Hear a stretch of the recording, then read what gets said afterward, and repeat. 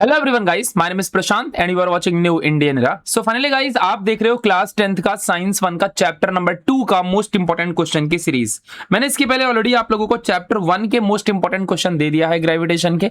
मैंने पूरी text book में से टिक करवा दिया। आप देखो बच्चों, कभी भी डायरेक्ट क्वेश्चन एग्जाम में नहीं आता है, या तो एक्टिविटी बेस्ड आता है या तो फिर कोई ट्रिकी क्वेश्चन आते हैं, और जो टेक्स्ट बुक की लाइनों में से क्वेश्चन डायरेक्ट फंसते हैं।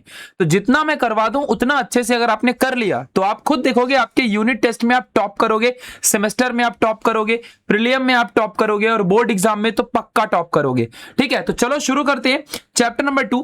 बच्चों, अगर आप लोग इस वीडियो को अपने 3 दोस्तों को शेयर करते हो और इस वीडियो को अगर लाइक कर देते हो तो मैं आप लोगों को साइंस 2 के भी चैप्टर 1 और 2 के इंपॉर्टेंट क्वेश्चन दूंगा। और अगर आप और सब्सक्राइब वगैरह भी कर लेते हो और एक छोटा सा कमेंट भी करते हो तो जो भी यहां पे मैं क्वेश्चंस दूंगा या टॉपिक को टिक करवाऊंगा तो उनके सॉल्यूशन की पीडीएफ भी मैं आप लोगों को दे दूंगा। ठीक है बच्चों, तो ध्यान रखना। और सबसे इंपॉर्टेंट चीज पीवाईक्यूज यानी प्रीवियस ईयर क्वेश्चन, बोर्ड के जो पिछले साल के क्वेश्चन है उनको भी प्रैक्टिस कर लिए तो सोने में सुहागा। फिर तो कोई आपको रोक नहीं सकता 100 आउट ऑफ 100 निकालने से या साइंस के अंदर 40 में से 40 लाने से। ये बात आप ध्यान देना। तो चलिए फिर शुरू करते हैं। मेरा नाम है प्रशांत और आप देख रहे हो न्यू इंडियन एरा महाराष्ट्र।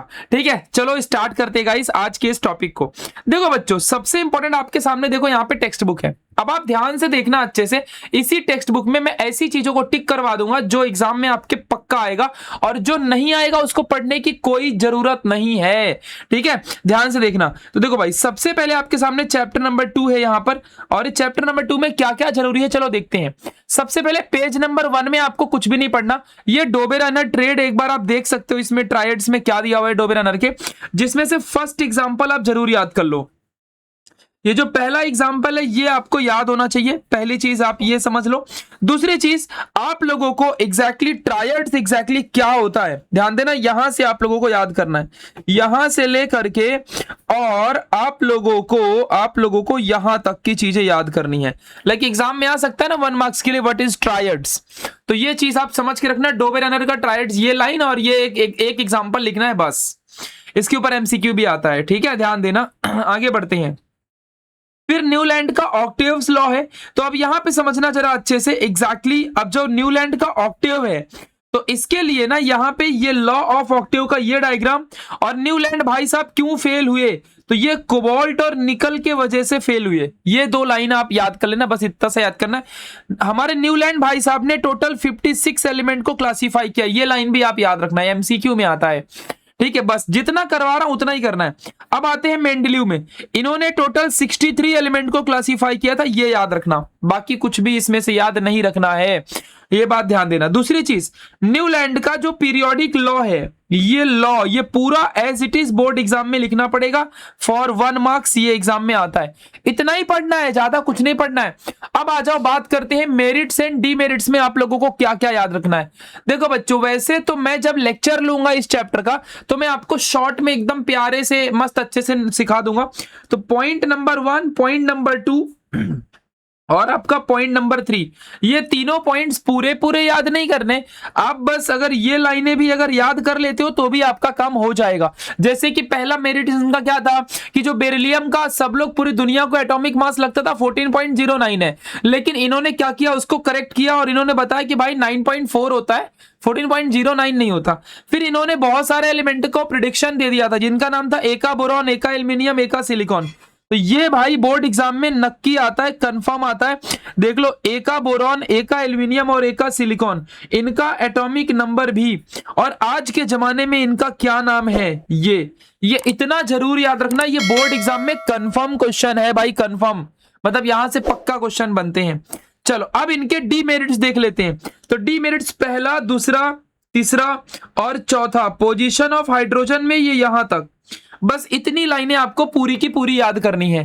ठीक है, इसके अलावा कुछ भी याद नहीं करना, ये बात आप ध्यान देना बस। चलो अब आ जाओ, आगे बढ़ते हैं पूरे टेक्स्ट बुक में और कुछ नहीं। अब आ जाओ, ये लाइन ये है modern periodic law. MPT law, modern periodic law, इसको याद रखना। Modern periodic law Henry Moseley ने दिया था on the basis of atomic number. तो ये छोटी छोटी बातें याद रखना, इसके साथ साथ आपका रिवीजन भी होते जा रहा है मस्त।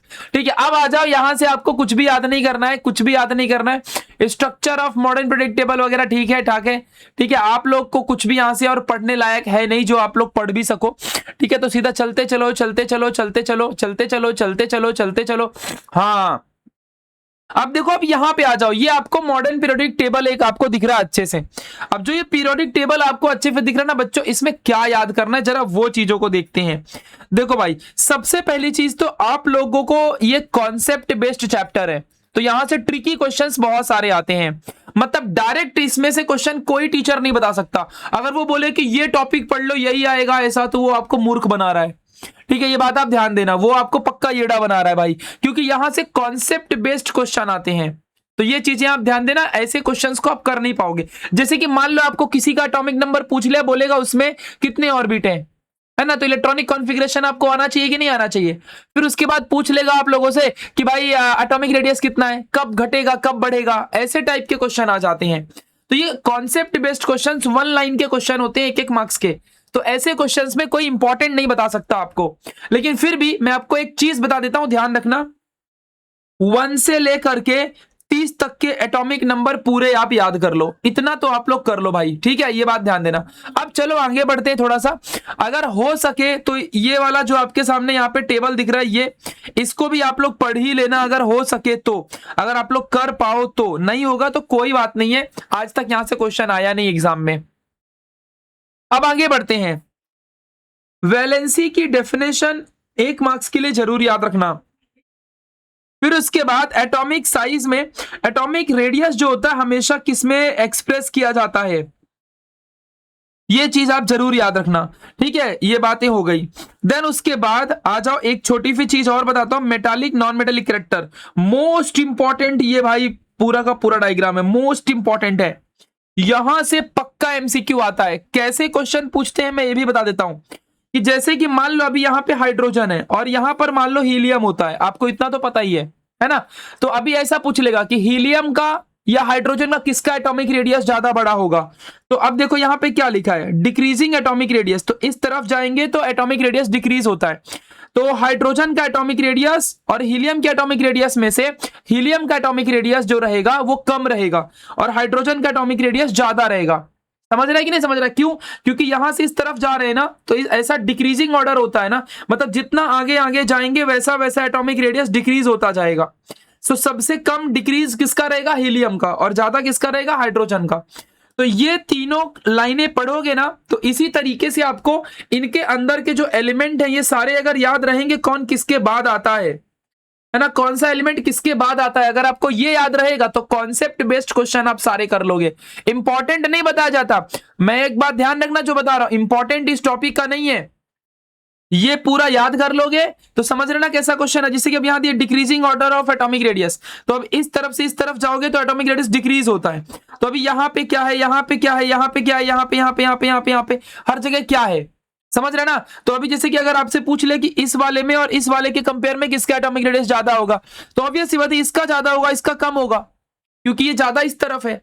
तो जो ज्यादा इस तरफ रहेगा उसका कम रहेगा ना। ये बातें आप ध्यान देना, समझ रहे बच्चों। इसी तरीके से इलेक्ट्रोनेगेटिविटी है ना, इलेक्ट्रोपॉजिटिविटी ऐसे यहां पर भी है।